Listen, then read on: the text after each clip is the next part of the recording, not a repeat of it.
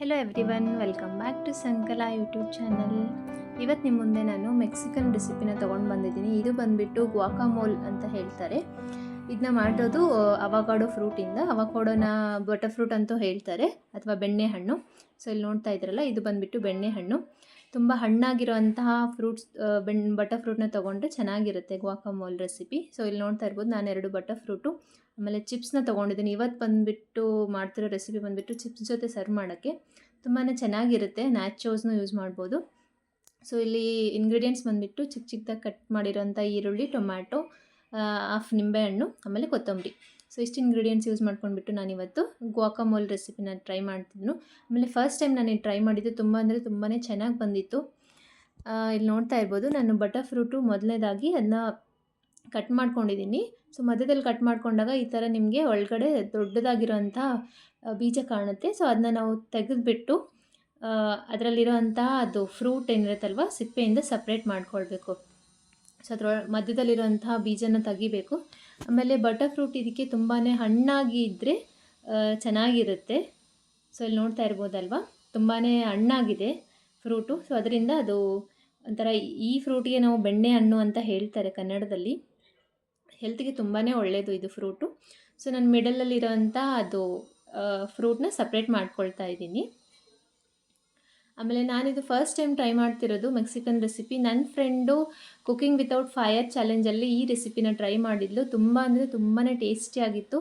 So ನಾನು one time try ಮಾಡಿದ್ರಾಯ್ತು ಅಂತ ಮನೇಲಿ ಅಂತ ಹೇಳಿಬಿಟ್ಟು ಟ್ರೈ ಮಾಡ್ತಾಯಿದ್ದೀನಿ. ನಿಮಗೆ ಯಾವತ್ತಾದರೂ ಬಟರ್ ಫ್ರೂಟ್ ಸಿಕ್ಕಿದರೆ ಈ ಥರ ಗ್ವಾಕಾಮೋಲ್ ರೆಸಿಪಿನ ಟ್ರೈ ಮಾಡಿ ನೋಡಿ. ಇದನ್ನು ನಾವು ನ್ಯಾಚೋಸ್ ಅಥವಾ ಚಿಪ್ಸ್ ಜೊತೆನೂ ಸರ್ವ್ ಮಾಡ್ಬೋದು. ತುಂಬಾ ರುಚಿಯಾಗಿರುತ್ತೆ. ಸೊ ಇಲ್ಲಿ ನೋಡ್ತಾ ಇದ್ರಲ್ವ, ನಾನು ಮಧ್ಯದಲ್ಲಿರುವಂಥ ಅದು ಫ್ರೂಟ್ದು ಎಲ್ಲ ಅಂಶನ ಸಪ್ರೇಟಾಗಿ ತೆಗೆದಿಟ್ಕೊಂಡಿದ್ದೀನಿ. ಆಮೇಲೆ ಇದನ್ನು ನಾವು ಸಪ್ರೇಟ್ ಮಾಡಿದ ನಂತರ ನೀಟಾಗಿ ಸ್ಮ್ಯಾಶ್ ಮಾಡ್ಕೊಳ್ಬೇಕು. ಹಣ್ಣು ಎಷ್ಟು ಹಣ್ಣಾಗಿರುತ್ತೆ ಅಷ್ಟೇ ಚೆನ್ನಾಗಿ ಬರುತ್ತೆ ಇದು ಗ್ವಾಕಾಮೋಲ್ ರೆಸಿಪಿ ಬಂದುಬಿಟ್ಟು. ಸೊ ನಾನು ತಂದಿರೋವಂಥ ಫ್ರೂಟ್ ತುಂಬಾ ಹಣ್ಣಾಗಿತ್ತು. ಅದರಿಂದ ಮಧ್ಯದಲ್ಲಿರುವಂಥ ಅದು ತುಂಬ ಮೆದು ಬೆಣ್ಣೆ ಥರನೇ ಸಾಫ್ಟಾಗಿತ್ತು. ಸೊ ಅದೆರಡು ಹಣ್ಣಿಂದ ತೆಕ್ಕೊಂಡ್ಬಿಟ್ಟು ಇದನ್ನ ನಾನು ನೀಟಾಗಿ ಸ್ಮ್ಯಾಶ್ ಮಾಡ್ಕೊಳ್ತಾ ಇದ್ದೀನಿ.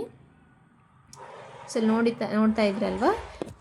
ಆಮೇಲೆ ಇದು ಆ್ಯಪಲ್ ಥರನೇ ಹಣ್ಣಿರೋದು. ತುಂಬ ಹೊತ್ತು ಜಾಸ್ತಿ ಓಪನ್ ಮಾಡಿಟ್ರೆ ಬೇಗ ಕಪ್ಪಾಗಿಬಿಡುತ್ತೆ. ಸೊ ಅದರ ಸಲುವಾಗಿ ನೀವು ಯಾವಾಗ ತಿಂತೀರೋ ಅದೇ ಟೈಮಲ್ಲಿ ಮಾಡ್ಕೊಂಡ್ಬಿಟ್ಟು ಈ ರೆಸಿಪಿನ ತಿನ್ನಿ, ತುಂಬಾ ಚೆನ್ನಾಗಿರುತ್ತೆ. ಸೊ ನಾನು ಹಣ್ಣನ್ನು ಸಪ್ರೇಟ್ ಮಾಡ್ಕೊಂಡಾಯಿತು, ಅದನ್ನ ನೀಟಾಗಿ ಸ್ಮ್ಯಾಶ್ ಮಾಡ್ಕೊಳ್ತಾ ಇದ್ದೀನಿ. ನೋಡ್ತಾ ಇದ್ದೀರಲ್ವ, ತುಂಬಾ ಸಾಫ್ಟಾಗಿತ್ತು. ಸೇಮ್ ಬೆಣ್ಣೆ ಥರನೇ ಇತ್ತು, ಅಷ್ಟೊಂದು ಸಾಫ್ಟಾಗಿತ್ತು ಅದು ಬಟರ್ ಫ್ರೂಟು. ಸೊ ಇವಾಗ ಸ್ಮ್ಯಾಶ್ ಮಾಡ್ಕೊಂಡು ಆದ ನಂತರ ಇದಕ್ಕೆ ನಾನು ಕಟ್ ಮಾಡಿಟ್ಕೊಂಡಿರೋ ಅಂಥ ಈರುಳ್ಳಿ, ಅದಾದಮೇಲೆ ಕಟ್ ಮಾಡಿಟ್ಕೊಂಡಿರೋ ಅಂತಹ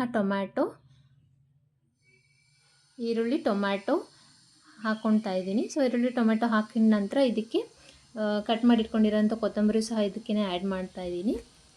ಹಾಕಿದ ನಂತರ ಇದಕ್ಕೆ ನಿಮಗೆ ಆಪ್ಷನಲ್ಲು ಹಸಿರು ಮೆಣಸಿನ್ಕಾಯಿ ಬೇಕಿದ್ರೆ ಚಿಕ್ಕದಾಗಿ ಕಟ್ ಮಾಡಿ ಹಾಕ್ಕೊಳ್ಬೋದು. ಬಟ್ ನಾನು ಮೆಣಸಿನ್ಕಾಯಿ ಯೂಸ್ ಮಾಡಿಲ್ಲ, ಖಾರದ ಪುಡಿ ಯೂಸ್ ಮಾಡಿದ್ದೀನಿ.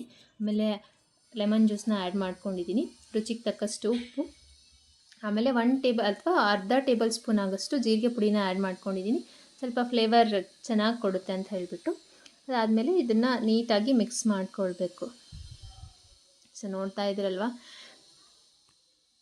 ತುಂಬಾ ಒಂಥರ ಫ್ರೂಟ್ ವಿತ್ ಖಾರ, ಸ್ಪೈಸಿ ಆ ಥರ ಮಿಕ್ಸ್ಚರ್ ಅಂತಲೇ ಹೇಳ್ಬೋದು. ತಿನ್ನೋಕ್ಕೆ ಸಖತ್ ಆಗಿತ್ತು. ಸೊ ನೀವು ಯಾವತ್ತಾದರೂ ಬಟರ್ ಫ್ರೂಟ್ ತಂದರೆ ಈ ರೆಸಿಪಿನ ತಪ್ಪದೆ ಟ್ರೈ ಮಾಡಿ.